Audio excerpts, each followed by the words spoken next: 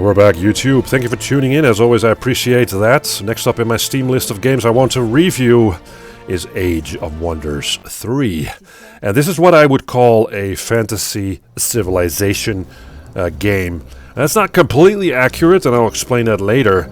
But you can tell where the developer of Age of Wonders 3 got their inspiration from. Like Civilization, Age of Wonders 3 is a turn-based 4X strategy game. But the major difference is that Age of Wonders 3 is set in a fantasy world full of elves, monsters, and wizards, and all that kind of thing. If that does not appeal to you, you're probably not going to play Age of Wonders 3. But if you're okay with that, then sure, this is probably up your alley. The campaign in this game is very well constructed. You get objective-based quests that forward the story. The story is quite nice. I liked it a lot. It gave me a lot of incentive to continue playing. You're presented next with a very nice looking and very colorful and animated, so dynamic looking world map, where you start out with basically one unit and maybe a city. And so next up you start to explore the surrounding area of that city. There are resources on the map like gold and mana, and that stuff you will need to expand your empire, expand your cities. To do that, you have to build a variety of stuff, of buildings in that city, and it will generate more population because of that, more income, more mana, and better military units. Also, on the world map, as you move along, you'll see that cities evolves. They will grow larger over time, and that adds again that sort of dynamic to that world map. As I said, you can create a variety of military units and expand on those as you build buildings. Military units are, of course, used to exterminate the opposition, and this is the essential difference with the Civilization games, where Civilization is mainly focused on the empire building aspect. You know, is very good at that. Age of Wonders 3 is more battle focused. So, because of that, the empire building stuff is kind of weak. Yes, you can build these cities and they will evolve, but every city is pretty much the same. You can build the same buildings in every city. There's really not much to it. Also, you can research certain advancements for your civilization and spells as well that you can utilize in battle on the world map as well, but there's no real tech tree, so the stuff that you will research feels kind of random, because once researched, then something else will unlock, but you don't really know what that is until you see it. Also, diplomacy in Age of Wonders 3 is very, very basic. It's basically like, I declare war on you, or no, here's a peace treaty. It doesn't go much deeper than that. But these are minor gripes, again, with the realization that this game is all focused on the battle. So let's talk about that, okay? Now, every race, and there are quite a few races in this game, has a multitude of units.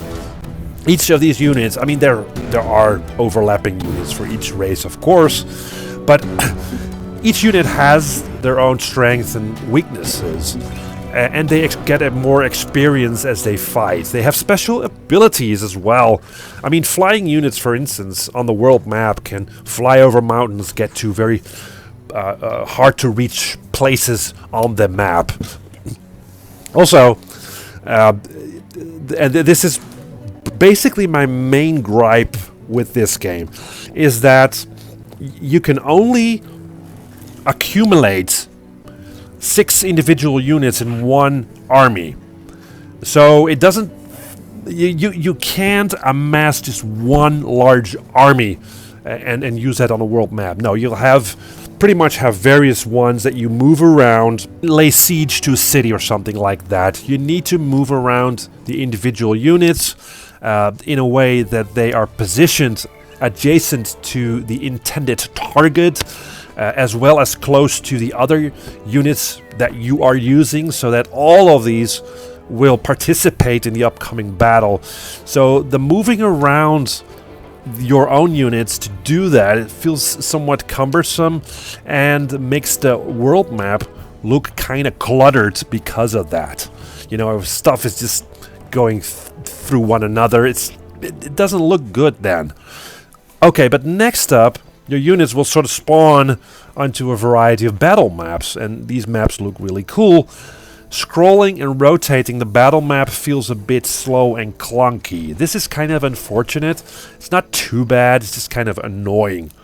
Next up, it's really up to you to utilize your units, how you position them, because movement is hex-based. So what you'll probably be doing is put your long-range units at the back and your sort of disposable units in front. You have to protect your hero units as well, because they're quite, well, not vulnerable, but they have certain things that they can do. They can use spells in combat, and they're quite strong, so it is kind of interesting to keep them alive for as long as you can. So that's really cool, but it's also cool that the other side, you know, the opposition has hero units as well, so they can also use spells in combat.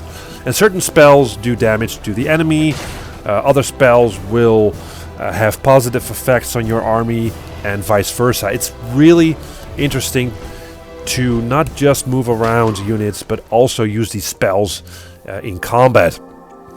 Also, what's interesting about the hero units is that they level up, and you can use experience points in certain skills, and you can pick up certain items for them to use, legendary items, like units, like hero units of the opposition will die and will drop items.